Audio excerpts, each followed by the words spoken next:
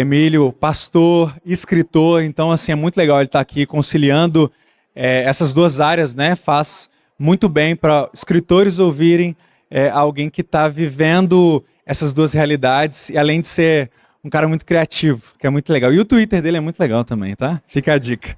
Salve de palmas, pessoal. Boa noite, pessoal. É bom estar aqui com vocês. A alegria de mais uma vez participar da FEFIC é imensa. Tive no ano passado lá em Belo Horizonte e agora estou aqui com vocês, revendo amigos, reencontrando pessoas e fazendo novos amigos. É muito legal e empolgante participar desse movimento. Eu queria orar antes da gente começar, tá bom? Vamos orar? Senhor, agradecemos por essa feira e tudo que tem acontecido aqui. Pedimos que esse tempo de estudo seja proveitoso. Em nome de Jesus. Amém. Estou começando 10 para as 8, tá? Então, coragem. Quem usa o chapéu preto? Não é o vilão que usa o chapéu preto? Quem conhece filmes de Bang Bang das antigas sabe disso. Você rapidamente identifica o vilão como? Ele usa o chapéu preto. Aliás, esse é o título de um livro muito interessante de um crítico cultural chamado Chuck Klosterman. Eu uso o chapéu preto. E ele fala o seguinte nesse livro, que é um livro sobre vilões. Ele diz: a razão pela qual as coisas inaceitáveis na vida são aceitáveis na ficção é porque a ficção é muitas vezes a única maneira de examinarmos confortavelmente aquilo que é moralmente obsceno. É bem interessante isso. Infelizmente, entretanto, muito da literatura produzida por cristãos, ela não soa assim, capaz de examinar as coisas difíceis. Às vezes ela é acusada, corretamente, de ser um tanto ingênua, ou até mesmo irresponsável em relação ao que é o mundo real. Histórias, às vezes, em que nada de ruim jamais acontece, ou nada de ruim que seja de fato duradouro. Até que tem coisas ruins, mas rapidamente elas se resolvem. Ou quando existe alguém mau, esse mal ele é extrema e claramente mau, e até de forma caricaturada mesmo. E a vida, às vezes, parece correr sem sustos, um mundo que se assemelha mais ao jardim no Éden do que ao mundo caído. Hoje o nosso assunto é esse, o escritor cristão e o mal. Veja, nós sabemos que o mal é parte da vida, não uma parte necessária, ao menos teologicamente falando. Podia não ter entrado o mal na história do mundo, mas entrou. Mas nós somos gente que vive, e em particular que conhece de forma experiencial a realidade da queda, a realidade do mal, que o conhece de perto. E a minha esperança nessa noite é trazer para vocês algumas considerações cristãs e teológicas sobre o escritor cristão e a questão do mal, para que nós, enquanto escritores e enquanto leitores, possamos lidar com isso de uma forma mais bíblica, de forma mais cristã. Você, escritor, você sabe escrever bons vilões? Biblicamente falando, o que é um bom vilão? Ou melhor, seria dizer o que é um mau vilão? Ou um vilão do bem? Não, um vilão do mal? É difícil esse negócio. A minha proposta é trazer alguns aspectos para te ajudar a pensar. A primeira consideração nessa noite é ver como o ser humano ele tem um fascínio para com o mal, não é verdade? Todos nós temos em algum grau esse interesse. As crianças têm isso. Às vezes a gente está assistindo televisão e está um telejornal e começa uma notícia horrorosa e a criança que não estava nem prestando atenção, de repente, opa, o que foi aí que o bandido fez? O que aconteceu? O que fizeram naquele assalto ao banco? O que foi? E a gente rapidamente tem que tirar do canal. Nós, enquanto espécie, somos fascinados com o mal. Basta você ver em quantos personagens da ficção marcante são, seja na ficção literária ou cinematográfica, são vilões. Por exemplo, Sauron em O Senhor dos Anéis, ou a Feiticeira Branca em Nárnia, ou Drácula de Bram Stoker, que alguns diriam que não é vilão, mas esse é outro assunto. Hannibal, o canibal de Thomas Harris, Mr. Hyde, o médico e o monstro de Robert Louis Stevenson, Moriarty, o vilão de Sherlock Holmes, de Conan Doyle, Lady Macbeth, de Shakespeare, Voldemort, do Harry Potter, o Coringa, que é muito mais interessante do que muitos dos heróis, e alguns menos conhecidos, como, por exemplo, o famigerado Juiz Holden, de Meridiano de Sangue, de Cormac McCarthy. O fato é que os vilões estão em toda parte. Até na teledramaturgia brasileira eles aparecem. Os mais antigos vão se lembrar de Nazaré Tedesco, Carminha e Odete Reutemann e coisas similares. Obviamente vai além da ficção. Nós temos fascínio com figuras como um serial killer, o que era que fazia Jack Stripador fazer as suas coisas, o mistério desse homem. E, claro, exemplos mais recentes do nosso cotidiano brasileiro também. É claro, além do mal humano, existe o mal sobrenatural que tanto assusta. Confesso para vocês, eu tenho muito medo de filme de terror. Eu fico impressionado. Eu assisto aquele negócio, eu posso assistir de dia e de preferência fazendo outra coisa. Sabe, você liga o filme assim, você vai meio que escrevendo uma coisa aqui, cozinhando, o filme acontecendo, esse tipo de coisa. Mas é interessante porque o gênero de terror, como diz o meu amigo pastor Tarcísio Carvalho, o gênero de terror ainda é um dos únicos gêneros que reconhece que o mal existe numa sociedade que tem tanto confundido mal e bem. Tá, mas como que a gente pode escrever melhor sobre o mal? A meu ver, justamente porque nós temos um entendimento bíblico do mal, nós deveríamos ser capazes de criar os vilões mais interessantes de todos. Uma demonstração mais completa do mal. Tá, mas o que é um entendimento cristão do mal? Para começar, vai além do famoso problema do mal, não é disso que eu estou falando. Por que existe mal se Deus é todo-poderoso? Não é essa a questão. Aliás, eu costumo dizer que o problema do mal é o problema que o mal tem de enfrentar. Porque o mal tem o Senhor como seu inimigo. E alguém já falou também no problema do bem. Considerando a queda e a rebelião humana, o que deveria nos surpreender no mundo não é a maldade. É que mesmo no mundo caído e rebelde contra o Senhor, continua existindo tanta beleza, tanta bondade, tantas coisas maravilhosas. Alguns pontos teológicos a considerar. O primeiro deles, o mal não é onipotente. O mal não é onipotente, nós temos que ter esse balizador em mente. Deus é bom e onipotente. O mal não. Nenhuma criatura maligna tem poder igual ao do Senhor. Entretanto, algumas obras de ficção cristã são mais maniqueístas do que cristãs propriamente dito. Colocam os poderes do mal, os poderes das trevas, como equiparados aos poderes do nosso Deus. Muitas vezes Deus e o diabo têm forças equivalentes ou muito próximas. Essa não é uma visão bíblica. Creio que uma visão cristã do mal precisa limitá-lo nesse mundo. A feiticeira branca pode ser muito poderosa, mas tem alguém mais poderoso que ela em Nárnia, não tem? Isso é um balizador importante. A força do mal, ela nunca é originária, ela nunca é eterna e ela nunca é absoluta. O mal é temporário e limitado. Aliás, já que entramos nisso, um outro balizador bíblico importante é que existe mal sobrenatural. Nós acreditamos nisso, não acreditamos? Acreditamos que existe mal que é mais do que humano. Cremos nisso. Não devemos equipará-lo ao bem, mas tampouco podemos ou devemos desprezar essa existência. Seria um erro. Claro, isso não significa que elementos sobrenaturais têm que aparecer na sua história. Depende do seu gênero, depende da sua história. Mas pode, com cuidado. Obras de fantasia, por exemplo, em geral se valem de personagens malignos com poderes sobre-humanos, porque esse aspecto é interessante mesmo. A cultura humana é cheia desses relatos de seres que são mais que humanos, seja lobisomens, sejam seres que vivem na mata, seja o que for.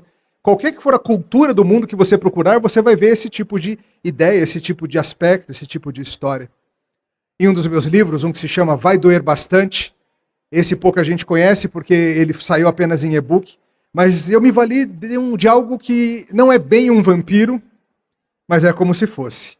Ele tem capacidades sobre-humanas que não tem nenhuma explicação naturalista, não precisa ter. E é uma história, não é alta fantasia, ela se passa no nosso mundo mesmo, com o pobre do Cajuca, um personagem que eu escrevi, que se encontra com o vampiro e dolorosamente percebe que ele é real. Nós não precisamos fugir disso. Alguns temem lidar com ficção que envolva isso. E nós temos, claro, de ser cuidadosos, mas nós somos dos que creem que há coisas que nós não explicamos. Nós não somos naturalistas. Inclusive, irmãos, as crianças podem ler sobre essas coisas. Às vezes, cristãos ficam muito nervosos com deixar as crianças lerem histórias que envolvem monstros e coisas assim. Sendo que, pelo contrário, como a fala do Klosterman no começo bem disse, a ficção é um dos melhores lugares para a gente ensiná-los a lidar com as realidades terríveis. Ou como o grande Chesterton dizia, os contos de fada não dão à criança a primeira ideia do bicho-papão. O que os contos de fada dão à criança é a sua primeira ideia clara da possível derrota do bicho-papão. O bebê conhece o dragão intimamente, desde que tem imaginação. O que o conto de fadas lhe oferece é um São Jorge para matar o dragão. As crianças sabem que coisas ruins acontecem e existem. As histórias nos ajudam a mostrar para elas que o mal pode ser vencido.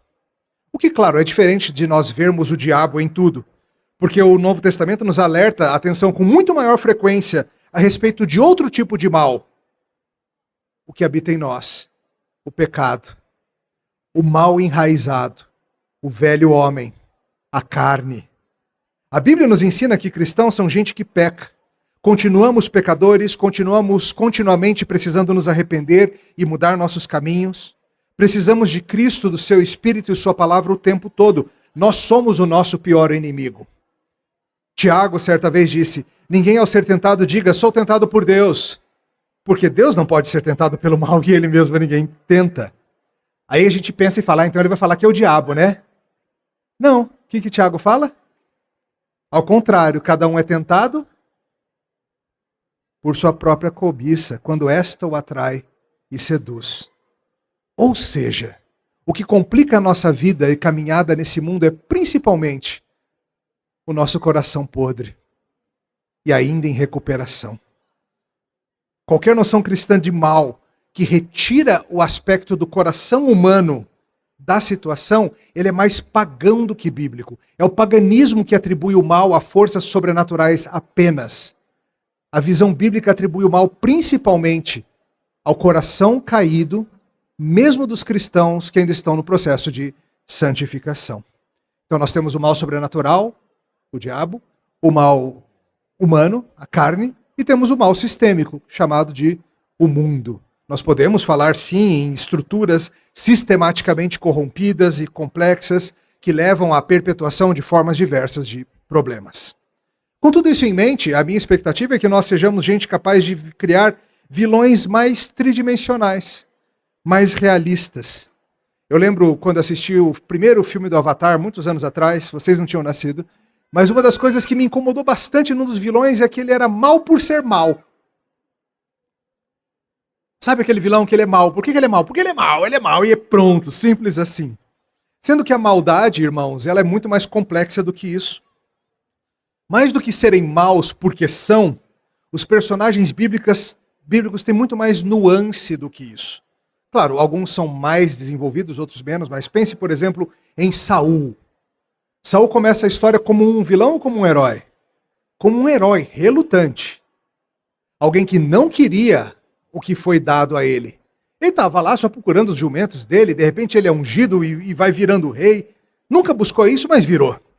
Um homem impressionante, uma cabeça maior do que qualquer outro em Israel, mas a Bíblia nos conta de uma história de pecado descendente terrível, não? Inveja, descontentamento, e essas coisas vão envenenando a sua alma, de forma que ele termina a sua história como? Consultando uma bruxa, tentando falar com o espírito de Samuel. Que história trágica de Saul. E é um vilão.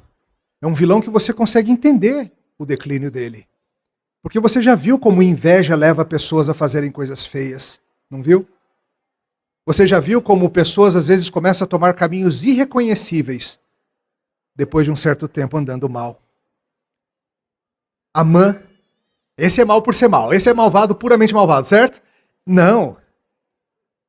Amã deseja destruir o povo do Senhor lá no livro de Esther, não apenas porque um cara chamado Mordecai se recusa a se dobrar perante ele, e ele resolve assim, eu vou exterminar todos os judeus do mundo inteiro. Se você vê os detalhes e conecta isso com outras histórias bíblicas, você vê que Amã era o descendente dos amalequitas, de Agage, um rei antigo. E Mordecai era descendente de Benjamim e da linhagem de Saul. E há uma antiga inimizade entre essas duas turmas. Séculos e séculos e séculos de briga. Então Amã não está querendo ali só resolver o problema dele. Ele está vendo uma oportunidade para acertar uma dívida histórica, por assim dizer. Para resolver de uma vez por todas um problema que vem sendo a pedra no sapato de toda a sua gente. Pense em Jezabel. Jezabel é uma baita vilã, não é? Jezabel é sensacional como vilã, uma mulher perversa, terrível mesmo, com sua complexidade. tem suas motivações. Pense em Judas. Judas se via como vilão quando estava indo lá vender o nosso Senhor? Certamente ele tinha as razões dele, que na cabeça dele faziam sentido, né? A gente viu sinais quando você lê os evangelhos, sabendo do que Judas vai fazer, você vê, olha lá, olha lá, olha lá. Olha nesse cara aí. A gente fica vendo essas coisas. Faraó. Faraó é aquele vilão que muda de ideia. Vou deixar aí. Não, não vou mais. Vou deixar aí. Aí uma praga sobre a minha cabeça. Tá bom, pode ir embora. Não, quer saber? Não vou embora não. E fica nesse vai, não vai, esse vilão. E na cabeça dele fala, o que esses escravos acham que são? O que esse povinho aí... Aí aparece um doido, que nem falar direito fala, e diz que o Deus dele tá mandando eu libertar meus escravos. Que eu preciso dessa turma na construção, não vai acontecer. Aí o rio vira sangue, seu opa. Então você consegue ver personagens, vilões que são um pouco mais complexos do que simplesmente ele é mau porque ele é mau. E ao mesmo tempo note que são vilões muito diferentes entre si. Nem todo vilão quer dominar o mundo, tá? Nem todo vilão quer roubar a lua, como um vilão famoso aí quer fazer. Alguns só querem conseguir dormir em paz. Outros só querem pagar seu tratamento de câncer e não tem dinheiro para isso. Aí ele monta um esquema lá, um trabalho lá no deserto para conseguir fazer isso. Outros só queriam uma namorada, poxa. Dá uns beijinhos, uma coisa assim, inocente, nada demais. Encontrei um autor chamado André Almeida que traz uma classificação intrigante. Ele sugere que os vilões bíblicos podem ser divididos em 5 grandes arquétipos que englobam, inclusive, muitos vilões da ficção como um todo. Ele fala do arquétipo da malignidade, que é o próprio, claro, Satanás. Ele é orgulhoso e isso acaba sendo um elemento na sua derrota. Aquele grande vilão mau e orgulhoso. Aí você pensa em Thanos, em Coringa, e no juiz Holden, para quem conhece Meridiano de Sangue. Segundo arquétipo que ele diz é o arquétipo do tirano, Herodes. Tem uma criança que me ameaça? Mata todas. Simples assim. Cruel, desconfiado, sempre olhando e fugindo de sombras. Caifás seria o terceiro, o arquétipo do hipócrita. O sumo sacerdote.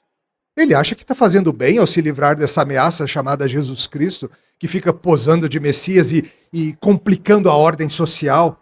Ele argumentaria que ele está apenas protegendo a todos de males maiores. Muitos vilões são isso. O vilão hipócrita. Judas é o traidor, o arquétipo do vilão traidor.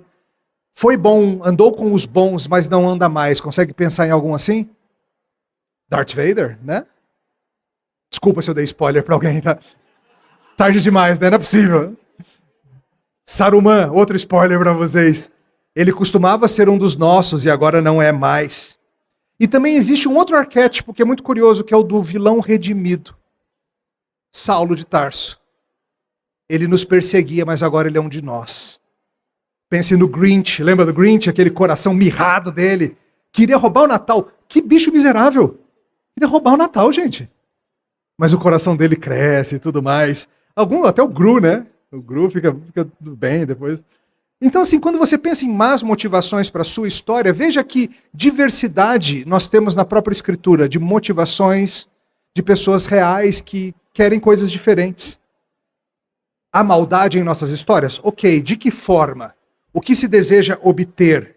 O personagem é apenas mal porque é mal? Isso não soa muito crível, nem muito interessante. O mal é mais complexo do que isso. Um outro aspecto que a gente precisa se lembrar quando escrevermos é que os heróis têm mal dentro deles. Acabamos de falar sobre isso. A carne, ou o velho homem, seja o que for que a gente chama. Esse é um outro aspecto que a nossa teologia cristã oferece e que pode ajudar a nós, escritores, tremendamente. Paulo, em Romanos 7, famosamente discute a questão de uma luta interna que ele experimentava. Você lembra disso? O que ele fala? Nem mesmo compreendo o meu próprio modo de agir. Não faço o que prefiro, faço o que detesto. Se não faço o que quero, consinto com a lei que é boa. Nesse caso, quem faz isso já não sou eu, mas o pecado que habita em mim. Porque eu sei que em mim, isso é na minha carne, não habita bem nenhum, pois o que quero, o querer o bem não está em mim, mas não o efetuá-lo. Não faço o bem que prefiro, mas o mal que não quero, esse faço. Quando que você vê personagens nossos agindo assim? Heróis bíblicos, todos têm sombras. Todos. Esther tem as suas sombras. Talvez você pense em Esther como a princesinha perfeitinha. Se você ler com mais cuidado a história de Esther, você vai ver que ela faz várias coisas, no mínimo duvidosas, cinzentas. Sansão, o mulherengo maluco que faz o que os seus olhos dão na telha. Davi, conhece a história de Davi, né? Abraão, mentiroso. Moisés, iracundo. Noé, enchendo a cara depois de sair da arca. Percebe que esses são personagens bem interessantes e eles são heróis da fé. Aliás, o nome deles é isso, eles são heróis da fé, não heróis das boas obras, tá? Eles foram salvos pela fé, não pelas boas obras, não porque levaram vidas perfeitas. O que isso significa para você, escritor? Que nós faríamos muito bem em construir personagens mais humanos, mais bíblicos, menos paladinos perfeitos e princesas idealizadas e reais. Mais Sansão, mais Esther, mais Pedro. Gente que você olha e fala, eu não tenho certeza se eu gosto dessa pessoa, mas até que me enxergo nela. São personagens mais parecidos com os bíblicos. Eu sei que às vezes nós, escritores cristãos, ficamos com um pouco de medo dessas coisas. Meu protagonista pode pecar, pastor. Não só pode, seu protagonista deve pecar. Eu falei isso com muita empolgação, né? Não, calma. São pessoas reais. Seus personagens podem fazer coisas erradas, podem mentir, podem adulterar, podem ter más motivações, podem ser o bom misturado com o ruim, como é na vida real. A marca de um cristão não é nunca pecar. A marca de um cristão é lutar contra o mal e em algum momento se arrepender quando peca. O Senhor pesa a mão. Mostre personagens pecando e lidando com as consequências dos seus erros. Talvez uma família esgarçada por um pecado grave. Mostre o conflito interno da tentação. Você conhece isso, não conhece? Eu acho que você conhece isso. Mostre as fraturas, as consequências da vida real. Afinal, nós estamos lidando com histórias que se passam no mundo caído. E elas são o caminho para histórias redentivas. Não há redenção se não houver algo de que ser redimido. Por exemplo, uma das minhas histórias chama-se Lá Onde o Coração Faz a Curva. E essa é certamente a história que eu recebo mais feedback espontâneo. Que do nada alguém me escreve e fala, pastor, li esse livro e tal. E essa é a história de uma relação muito tensa e estranhada entre um pai e um filho. Os dois erraram um com o outro, erraram na vida e resolvem fazer uma viagem de carro só os dois pela Estrada de Santos, pelas curvas da Estrada de Santos. Como cantaria Roberto Carlos, né? Se você pretende saber quem eu sou, entre no meu carro, e assim vai. É bem isso mesmo. Mas isso é um terrível peso que eles carregam entre si. E essa road trip envolve lidar com os fantasmas. E várias pessoas entraram comigo dizendo, pastor, eu vi a minha relação com meu pai. Eu vi meu problema com a minha mãe. Eu percebo que eu preciso fazer algo a respeito. Personagens imperfeitos. Personagens cheios de sombras. Tem um personagem meu que eu acho que ele é bom demais.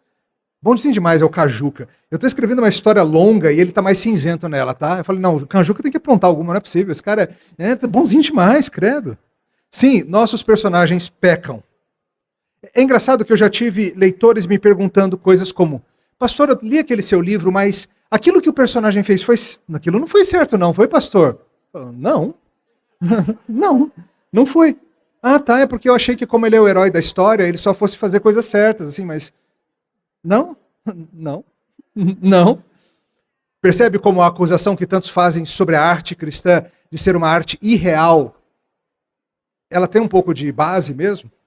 Nossos protagonistas cristãos sempre fazem tudo certinho, moralmente perfeitos, nunca erram em nada.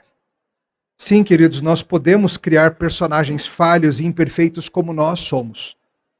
O arco do personagem pode envolver mudança, arrependimento e crescimento, ótimo. Ou não, depende do recorte da sua história. Digamos que você fosse escrever uma história sobre alguém na situação como a de Davi, com tudo que ele fez, mas uma história que se passa antes do profeta Natan chegar e trazer o confronto. Você encontraria um homem não arrependido, que jogou muita coisa fora, mas que está sentindo a mão pesada do Senhor sobre ele, nos termos do Salmo 32, como o próprio Davi escreve, o meu vigor se foi, meus ossos ressecaram. Descreva isso. Escreva alguém assim. Isso é ficção cristã belíssima. E tudo bem se na sua história você parar aí, tá? Você não precisa ter medo de não gostarem dos seus personagens porque eles erram. Às vezes os autores ficam com isso. Mas e se não gostarem do meu protagonista porque ele fez uma coisa errada? Tudo bem, deixa eu te perguntar. Dos 4 irmãos Pevensey, quem que é o mais facilmente lembrado? Edmundo. Pedro perfeitão lá, só faz coisa boa. Pedro é até chato. A gente gosta de Edmundo. Porque você está lendo e você descobre que você é muito mais parecido com ele, né? Você fala assim, olha eu ali. Sim, pode ser que os leitores não aprovem coisas que os seus personagens fazem. É assim com a Bíblia, é assim com as histórias da Bíblia. Você lê e fala, não, Sansão, não acredito, de novo. Sansão, Deus livra ele de uma enrascada, ele se mete em outra igual. E não aprende. E de novo, por quê? É que nem quem? É que nem Israel, ele imita Israel, ele é um símbolo do próprio nação, mas ele é que nem você, né? Ou você vai dizer que você nunca repetiu um pecado na sua vida. Você comete uma vez, aprende a lição e nunca mais volta àquilo, certo? Inclusive, queridos, para os nossos leitores, em termos de identificação, isso vai ajudar muito. Algum leitor se identifica com um personagem perfeitinho que não erra nunca? Se sim, eu fico preocupado com esse leitor. Porque quem é que no Novo Testamento tem uma visão super elevada de si mesmo, hein? Quem é que no Novo Testamento se acha o máximo? Jesus falou deles, os que são sadios não precisam de médico. Não precisam. Algumas considerações sobre o mal. E o mal pode ser vencido como? Como que a gente lida com o mal? Tem um termo que o Tolkien usa, que vários de vocês certamente conhecem, que é a eucatástrofe, que é a boa catástrofe, a boa mudança. O triunfo do bem de forma surpreendente e inesperada é uma das marcas das histórias bíblicas, não é verdade? Poucas semanas atrás eu preguei sobre uma ocasião em que Samaria, a capital de Israel, estava cercada pelas tropas da Síria, e lá dentro a coisa estava tão feia que eles estavam já recorrendo ao canibalismo. Pesadíssimo. Foi interessante pregar isso com as crianças na plateia. Minha filha ficou indignada comigo. Falou, papai, como que você conta isso? As crianças estavam lá. Ela é uma das crianças, né? Aí a gente fica triste, papai. Eu falei, filha, desculpa, é palavra de Deus. Tal. Mas o ponto é, você lembra como essa história acaba? Como que o mal é vencido? Um dia uns leprosos estão do lado de fora da cidade e resolvem ir lá no acampamento dos Círios, torcendo para sei lá, quem sabe dar uma comida pra gente ou mata a gente logo e acaba com isso. Chegam lá e encontram um acampamento da Síria vazio. A comida está lá, os cavalos estão lá, os copos, os utensílios estão lá, mas os sírios foram embora e os leprosos começam uma cena sensacional. Começam a ir de tenda em tenda comendo, bebendo, imagina ele jogando vinho para cima, jogando comida um para o outro, guerra de comida, aquela confusão toda, contaminando tudo, que eram leprosos e tal. E o Senhor fez uma virada espetacular, o Senhor fez com que a turma da Síria ouvisse sons de carros de guerra. Eles achavam que estava chegando um grande exército contra eles. Então foi uma virada inesperada. E é interessante que nas Escrituras Deus com frequência usa os próprios planos dos homens maus contra eles. Não é verdade? Amã, já falamos de Amã. Amã cria uma forca, ou uma estaca, depende da tradução. E quem que acaba sendo pendurado lá? Ele mesmo, é sensacional, a justiça poética. Outras histórias assim, mas a mais impressionante dessas é a própria cruz. Aquilo que os inimigos do Senhor achavam que ia ser a derrota do Senhor, no final das contas foi o seu triunfo. Foi a grande vitória do Senhor Jesus. Então, isso é muito interessante. Esse é um princípio importante. O mal, muitas vezes, é o seu próprio instrumento de destruição. Guarda esse princípio e pense em como utilizá-lo na sua história. A Flannery O'Connor, uma escritora muito interessante, ela fala o seguinte: há um momento em cada grande história em que a presença da graça pode ser percebida, em que ela espera para ser aceita ou rejeitada, ainda que os leitores não reconheçam esse momento. Escritores de história estão sempre falando sobre o que faz uma história funcionar. Ela diz, em minha própria experiência, eu descobri que o que se faz necessário é uma ação que seja totalmente inesperada e ainda assim totalmente crível. E descobri que, para mim, isso sempre envolve uma ação que indica que graça foi oferecida. Frequentemente, é uma ação em que o diabo foi, inadvertidamente, o instrumento da graça. Pensa na história de Jó, por exemplo. O que o diabo quer fazer na história de Jó? Quer acabar com ele, não é? E Jó sofre bastante, mas no final das contas, Jó é engrandecido. E o diabo fica com cara de bobo na história. E não somente a vida de Jó, mas a sua vida foi abençoada pelo que aconteceu lá, não foi? Imagino que sim. Claro, para o mal ser vencido há um custo. Flannery de novo. Há algo em nós, ela diz, como contadores e ouvintes de histórias, que demanda o ato redentivo. Que demanda que o que caiu receba ao menos uma chance de ser restaurado. O leitor busca esse movimento. Seu senso do mal é diluído e incompleto, e muitas vezes o leitor esqueceu o preço da restauração. Ele precisa ser lembrado disso. Que para o mal ser vencido existe um custo. Isso é um princípio bíblico fenomenal também. O mal para ser vencido envolve um alto custo. Tem outros aspectos também, tem, por exemplo, a ideia de vencer o mal com o bem, não é um princípio bíblico? Não vença o mal com o mal, pague o mal com o bem. Quantas histórias boas podem surgir disso? Do mal sendo vencido com o bem, Romanos lida com isso, o Senhor Jesus demonstra isso de várias formas. E se alegrar com o fim do mal, a gente pode? Ou assim, é meio obsceno, a gente fica feliz que o bandido se deu mal. Tem uma história que eu gosto muito, está lá no livro de Juízes, que é a de Sísera e Jael. Lembra dessa? Sísera era um general perverso de um povo que dominava sobre Israel, 20 anos dominando, um homem cruel, comandava seus exércitos em ataques para matar os homens e estupro sistemático das mulheres. Era o que ele comandava. Deus usa Baraque e Débora para lidar com a situação. Há uma grande batalha, estou resumindo, claro. Sísera sai fugido, seus carros estão perdidos, ele foge, ele vai buscar abrigo numa tenda de alguém que ele achava que seria um aliado, um homem chamado Eber e sua mulher Jael. Ele chega lá, ele se esconde na tenda dela, e ela oferece para ele, assim, ele pede uma água, ela dá um leitinho, sabe aquele leitinho gostoso que dá um soninho? Alguns de vocês tomam um leitinho para dormir, né? E ele pede para ela, fica na porta da tenda, vigiando, se alguém aparecer procurando por mim, diga que eu não estou aqui, tá? Ele vai dormir, o que acontece? Ela se vale de martelo e estaca. É muito interessante, o texto bíblico diz alguma coisa assim, ela pega a estaca e crava na cabeça dele a ponto de perfurar a terra. E o texto bíblico belamente ainda diz, e ele morreu. Eu acho muito bom esse toque, assim. E ele morreu, tá? Se ficou alguma dúvida, ele morreu. Tá? Agora, o bacana não é só a história.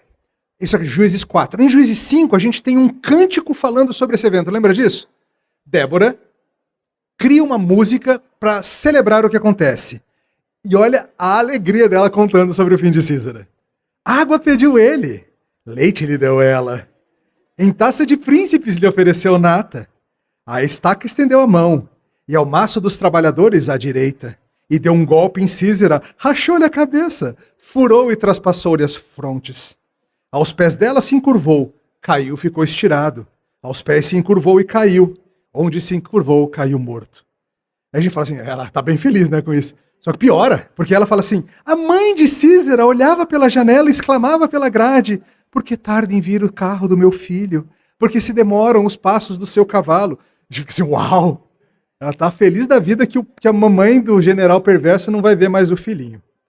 A gente lê isso aqui e fica assim, será que pode? Podia? Eu gosto como um dos meus comentaristas favoritos, Dale Ralph Davis, ele diz assim, talvez alguém pense que isso é perverso. Não é. É piedoso. Todos nós, no Ocidente, não conseguimos nos regozijar em Deus destruindo opressores, pois nunca fomos oprimidos ou esmagados pela tirania. De nossas cadeiras acolchoadas, não conseguimos apreciar o que essas pessoas passaram. Seja como for, Débora, vota em Jael, serva do Senhor. Naturalmente você pode discordar, claro. Se você discorda, isso te faz alguém mais refinado, mas com menos fé. Bela colocação, né? Já que a gente entrou nisso, eu acho que uma breve palavra sobre a questão do gore, né? Do gore, como se diz. Que é essa questão mais sangrenta, né? A gente sempre fica em dúvida sobre se eu vou falar do mal, a que ponto eu posso chegar? Nas descrições, nos detalhes. Lembre-se que a Bíblia traz umas coisas um pouco pesadas, né? Por exemplo, a já mencionada Jael. Mas você lembra da história de Eude, o canhoto, vencendo o rei Eglon? Lembra dessa história? De novo, as crianças vibraram com essa quando eu preguei essa na igreja. Eude chega e ele era canhoto, ou seja, ele esconde a sua espada no lado inesperado. Ele pede para ter uma audiência com o rei. E ele fala, tem uma mensagem secreta para o rei. E o rei fala, não fala nada, sai todo mundo. Não, vai que é uma... E o que ele faz?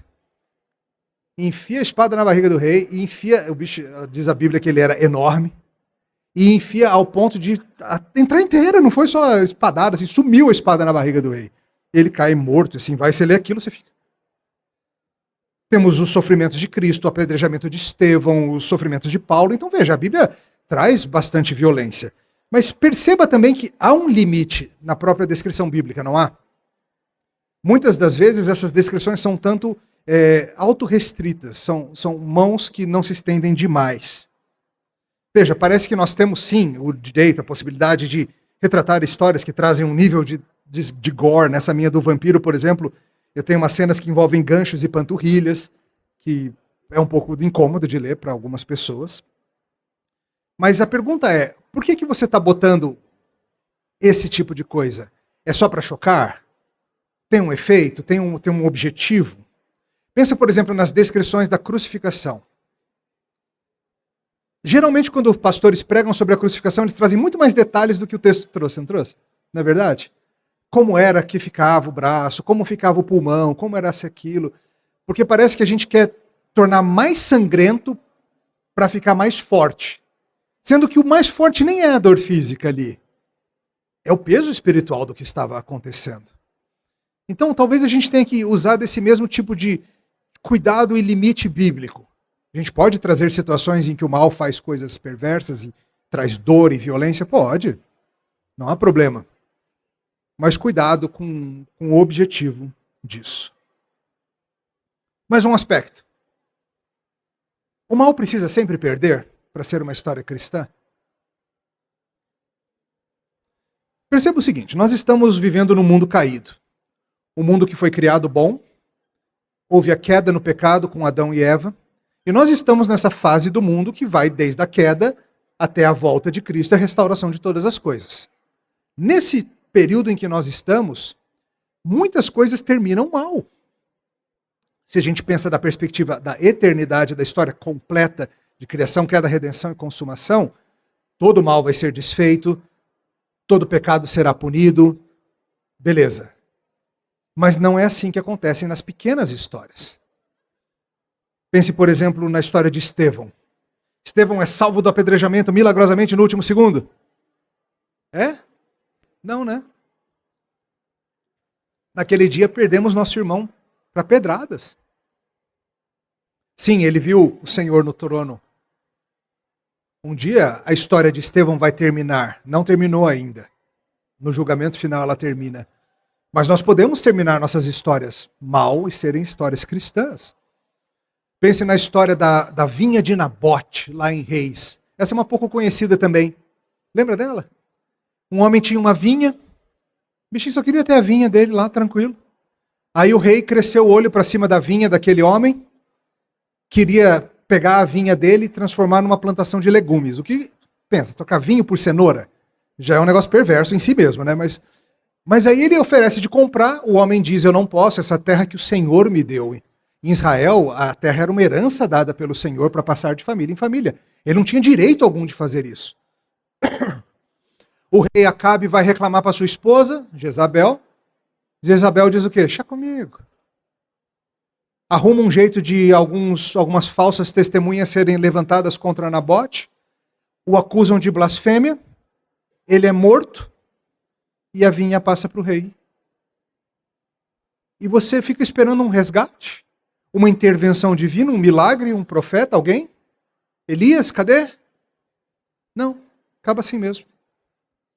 Você pode escrever essas histórias também, tá? Você pode escrever histórias em que o mal tem esse triunfo temporário. Mesmo a história de Jesus Cristo, o mal teve um triunfo temporário, não teve? Durou pouco, bem pouco. Mas naquela sexta-feira à noite todos foram dormir desolados. Quem conseguiu dormir? Naquele sábado, silêncio, dores, lembranças. Imagina como foi o sábado dos apóstolos, lembrando das conversas, dos sinais, um olhando para o outro triste. No domingo de manhã algo aconteceu, mas foi só no domingo de manhã. Você pode contar histórias que se passam no sábado, por assim dizer. Esse mundo está vivendo o seu sábado. Cristo já morreu, mas ainda aguardamos a sua volta. O domingo ainda vai ter o mundo ainda vai ter o seu domingo, por assim dizer, quando Cristo voltar e fizer novas todas as coisas. Sim, você pode escrever sobre pessoas enfermas e as doenças não são curadas. Ah, vai ser uma história cristã se a pessoa for curada. Não, pessoas morrem de doenças graves todos os dias, cristãos. Ah, então ela morreu, mas aprendeu uma baita lição de vida e se entregou a Cristo antes de morrer, né?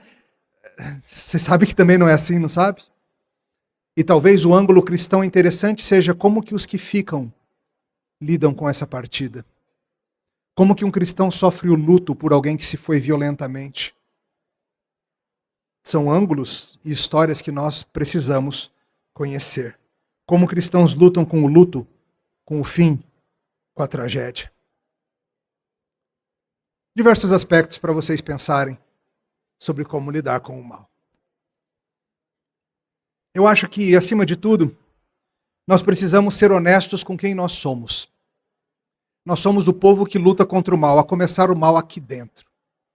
Um cristão que não está lutando contra si mesmo é um cristão que entregou os pontos e as coisas não vão andar bem.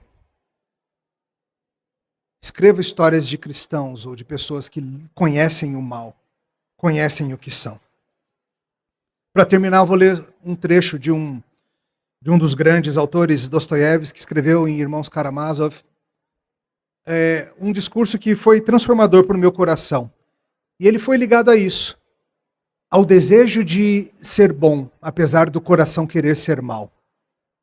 Esse é um discurso chamado, ficou famoso, ele é o discurso chamado Alyosha junto à pedra. Alyosha Karamazov é um dos irmãos Karamazov, e é o mais crente deles, o único crente deles, na verdade. E esse discurso se passa num enterro de um menino, de uma criança. Um menino que havia sido caçoado por vários outros. Um menino que tem uma história difícil e sofrida e que em algum momento do livro ele é realmente um vilão, mas quando a gente o entende melhor, a gente lamenta esse menino. Junto à pedra estão as outras crianças que foram lá para ver o enterro daquela criança. E Alyosha diz assim: meninos, eu queria lhes dizer uma palavra bem aqui neste lugar. As crianças se reuniram em volta dele e logo o miraram com olhares atentos, cheios de expectativa. Meninos, logo vamos nos separar. Ainda ficarei um tempo junto a meus irmãos. Um será deportado e o outro está morrendo.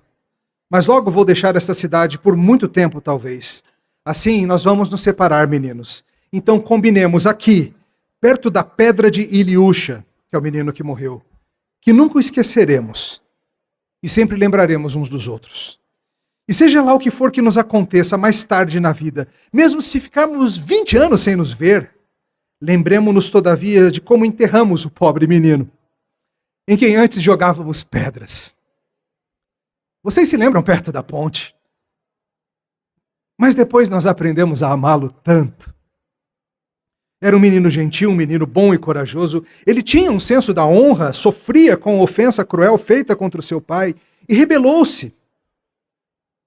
Lembremos-nos dele, meninos. E mesmo se estivermos tomados pelas mais importantes ocupações, mesmo se tivermos atingido as mais altas honras, ou caído em alguma grande desgraça, pouco importa. Jamais nos esqueçamos de como um dia nós estivemos bem aqui, todos juntos, unidos por um só sentimento tão bom, que enquanto amamos o pobre menino, talvez nos tenhamos tornado melhores do que somos na realidade. Meus caros pequenos pombos, deixem-me chamá-los assim. meus pequenos pombos, pois vocês se assemelham muito a esses belos pássaros, pequenos, brancos e cinza. Agora, neste momento em que vejo seus rostos, bons e gentis. Minhas queridas criancinhas, talvez vocês não compreendam o que vou lhes dizer, pois o que digo muitas vezes é incompreensível, mas ainda assim mesmo vocês se lembrarão de minhas palavras e mais tarde me darão razão. Então saibam que não há nada mais nobre, mais forte, mais saudável, mais útil na vida do que uma bela lembrança. Principalmente uma lembrança de infância.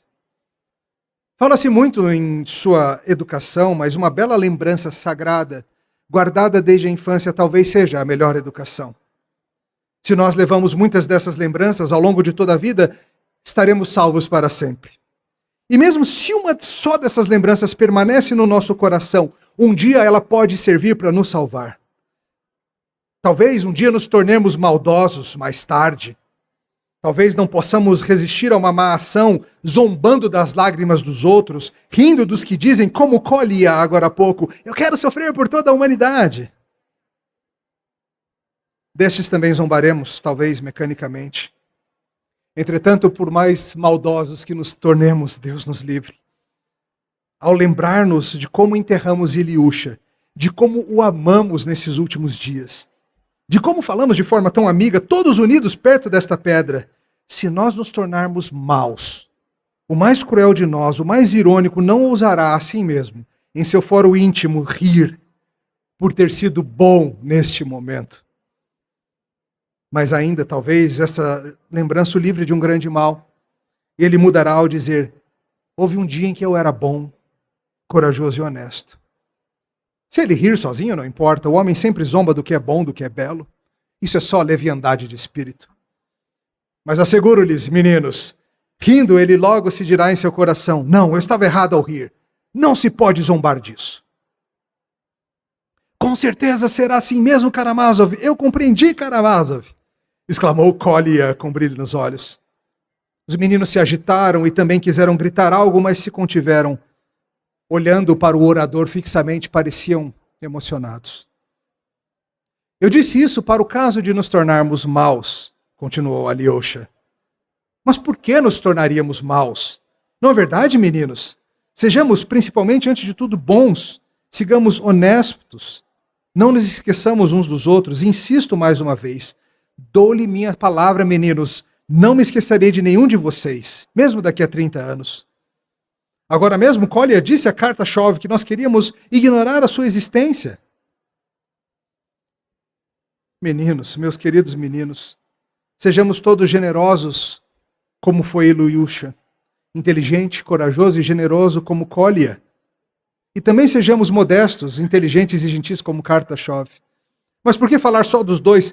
Todos vocês, meninos, me são queridos desde já. Desde já. Jamais esqueceremos esse bom e eterno menino. A sua lembrança mora para sempre em nossos corações, agora e para sempre. Sim, sim, eterno, eterno, gritaram todos os meninos, com suas vozes tão sonoras.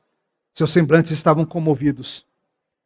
Lembremo-nos de suas roupinhas, de sua face, dos seus pobres sapatinhos, do seu caixãozinho, do seu pai infeliz, da coragem com que ele se levantou sozinho pelo seu paizinho contra toda a sua classe. Nós lembraremos, gritaram as crianças. Ah, como eu amava, exclamou um dos meninos. Ah, minhas criancinhas, não tenham medo da vida, ela é bela. Quando fazemos algo bom, a vida se torna bela. Sim, responderam os meninos entusiasmados. Karamazov, nós amamos você! Exclamou um dos meninos irresistivelmente. Eterna lembrança ao menino morto! Exclamou o outro dos meninos. Eterna lembrança! Repetiram os outros. Karamazov! Gritou Colia. É verdade que a religião ensina realmente que todos nós nos levantaremos entre os mortos? Que nós ressuscitaremos e nos reveremos uns aos outros? Todos nós? Ilyusha também? Esse é o anseio, não é? Num mundo tão mau, onde o bem por vezes parece estar em extinção, talvez a coisa mais corajosa que seu personagem possa fazer seja simplesmente lutar por ser bom e viver o melhor que pode, até o dia da ressurreição. Que o Senhor nos ajude. Grato pela atenção.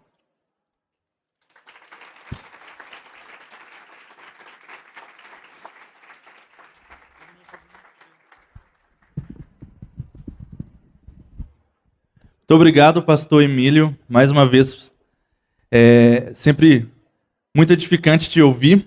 E em nome da FEFIC, que a gente quer te presentear aqui também, com o kit da FEFIC, alguns presentinhos. Muito obrigado a todos que estiveram aqui com a gente hoje também. E essa palestra estará disponível no canal do Vitral Podcast. Siga a gente nas plataformas YouTube, Spotify. Essa e outras palestras e rodas de conversas, entrevistas com autores. A gente tem gravado muito conteúdo aqui, vai estar lá no nosso canal do Vitral Podcast. Muito obrigado mais uma vez. Também tchauzinho para a galera que está nos assistindo aqui na gravação e na live aqui também.